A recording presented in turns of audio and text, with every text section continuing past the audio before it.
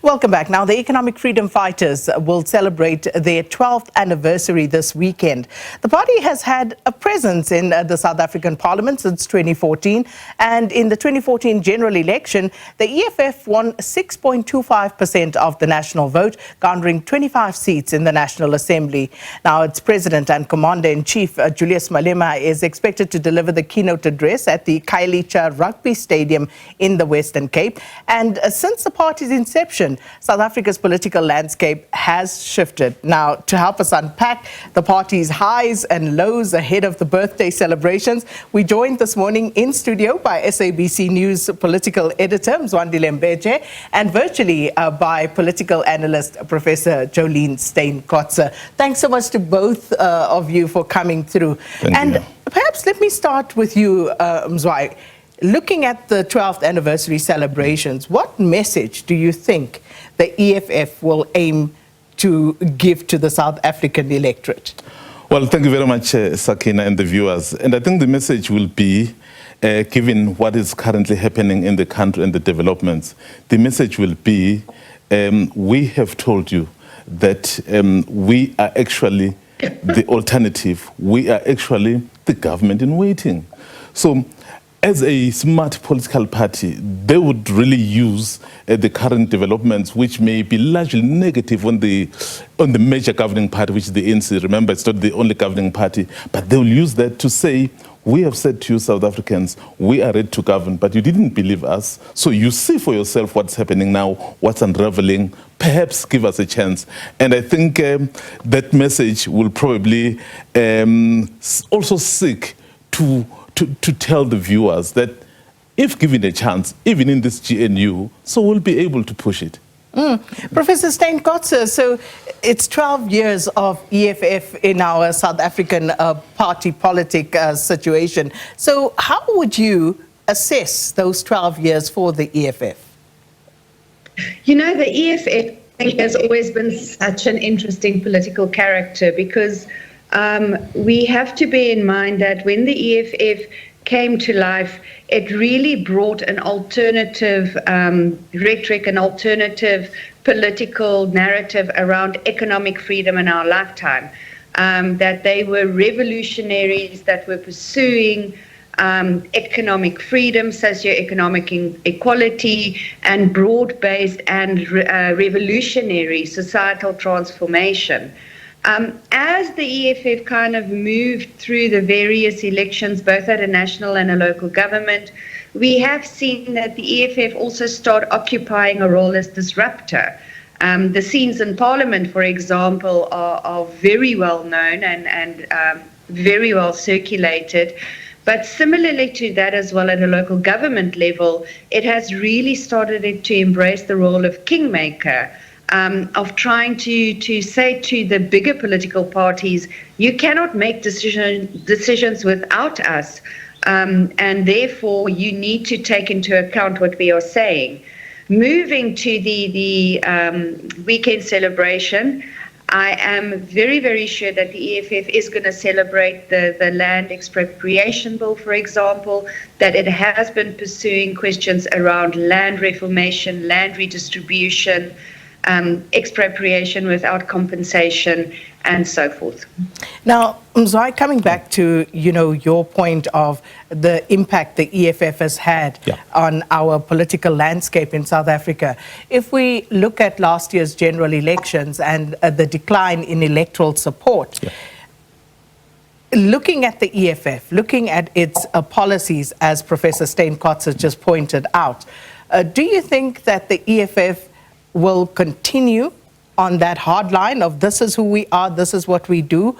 Or do you think that they might soften, try to perhaps be more appealing and have more crossover appeal given the dwindling political electoral support that they've seen? I mean, Sakina, even if you look at how their approach is now compared to the previous sessions, so they are a bit more reserved in terms of the out and out. You'd recall that the leader, Julius Malema, made it clear that this time around, when this parliament said, he said, this time around, we are going to be more engaging. So we're not going to be so much disrupting like they used to. And I think that is part of the strategy to say, look, we've come, we have grown, we are maturing, we are ready to take on this. So insofar as policies are concerned, and I think it's not so much on the policies really about the EFF, but it's been so much on the aesthetics, how they have been behaving.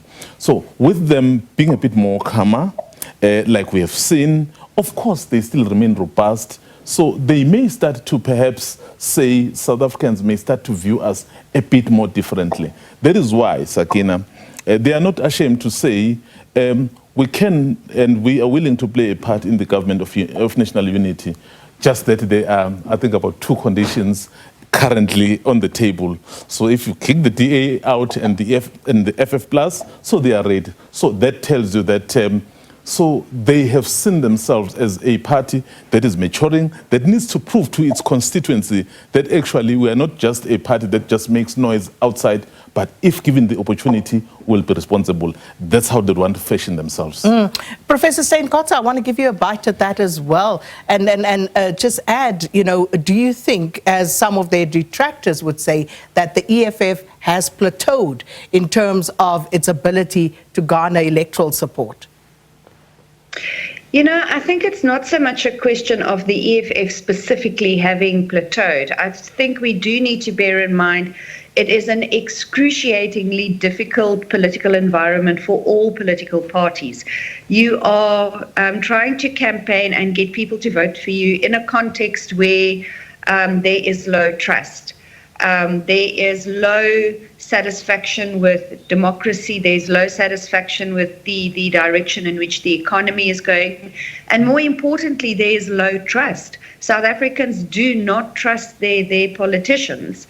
And I do think what we need to bear in mind is that if we look at the different political party supporters, and we look at the EFF's numbers, I think for me there is a little hint that EFF supporters continue to go to the polls maybe vis-a-vis other political party supporters who do not necessarily go through the trouble of going out on voting day to cast their vote. And I think for now, the EFF has positioned itself quite strategically, as it actually had when we started seeing coalition governments at local level, to say that you need to partner with us, you need to talk with us, but these are our conditions, and if you do not meet those conditions, then we will not cooperate and we will not talk to you. And there, I think, might be space, because we are in a government of national unity, as it's labeled, and that requires compromise and collaboration. Failure to do so may see policy stagnation, which can further negatively impact on South Africa, politically, economically, socially, which then again will impact on lowering levels of trust.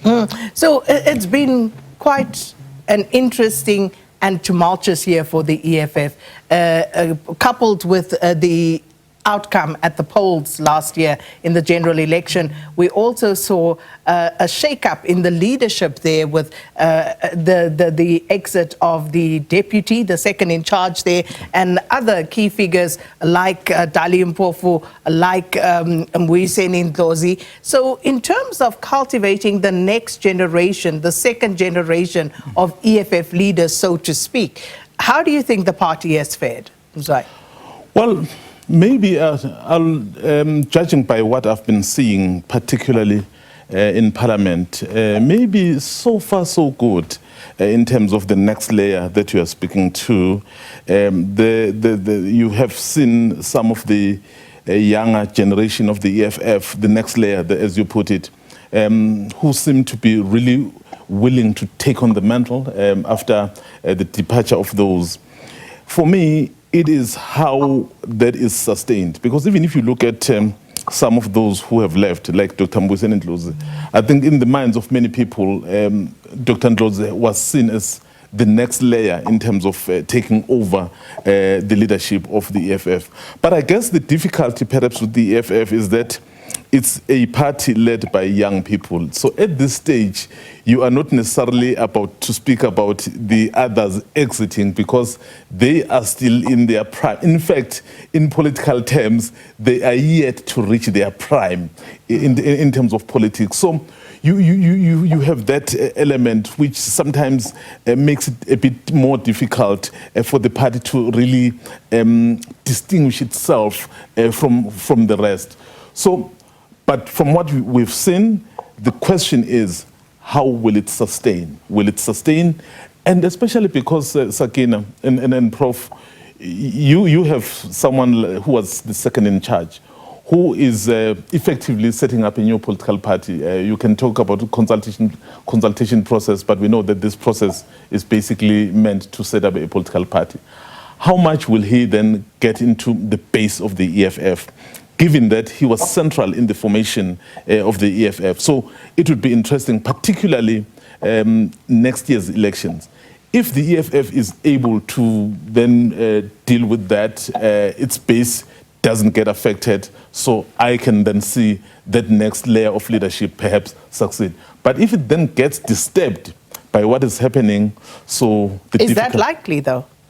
Well, from a cursory look, it is, because you look at some of the people who Floyd Shivambu is interacting with, some of them were mainly part of the EFF. The question is the ground, which is the most important, the ones on the ground, the so-called ground forces, are they listening to his message? So that is the issue. And I can tell you, I don't know how much damage he will do, but there will be some people from the EFF that he'll be able to then get into. And Professor Steyn-Kotze, just looking at Julius Malema as the man behind EFF, the leader of the party. A lot being said about him, looking at the geopolitical developments around the world, South African president visiting the US President Donald Trump, and Julius Malema pops up in quite a central way. And do you think this is something that Julius Malema will use to his advantage?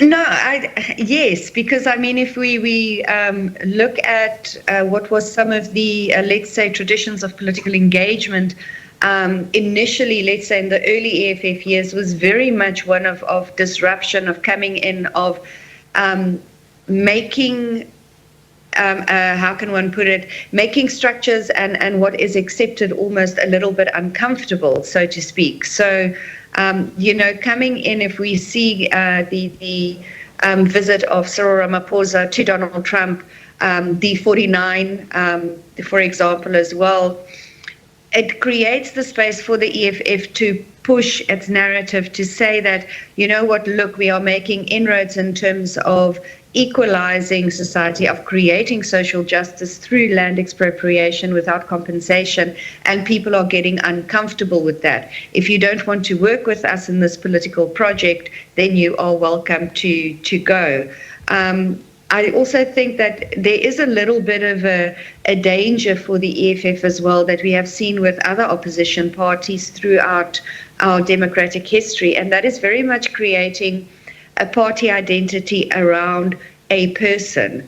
And we saw initially that the EFF's creation of a party identity was very much around Julius Malema, around his statements, around some of his political actions that he had taken. And I think it's going to be quite crucial to see if that is going to shift in the 2026 local government election, and then, of course, moving forward to the 2029 national elections. So speaking of, and very briefly to both of you as we close this, what do you think will define the EFF's next chapter? Prof, let me start with you. You saw my face, I went, who? My crystal ball might be a little bit broken to answer this question. But I do think the question of land is going to be quite central, because, of course, that is what we are now currently talking about. Some of the conversations I would like to see come up for the EFF is around the current dysfunction we see within governance structures and how to recreate function, have a functional administration.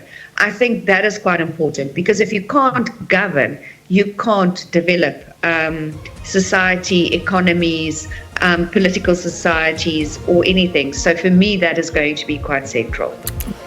I think what the EFF is going to try and do, particularly in this period, is that it will want to appear as the voice of reason, as the alternative, and actually as the official opposition, given that it's got structures that are quite solid, so that anything, if it happens in the current arrangement, they are the next in line.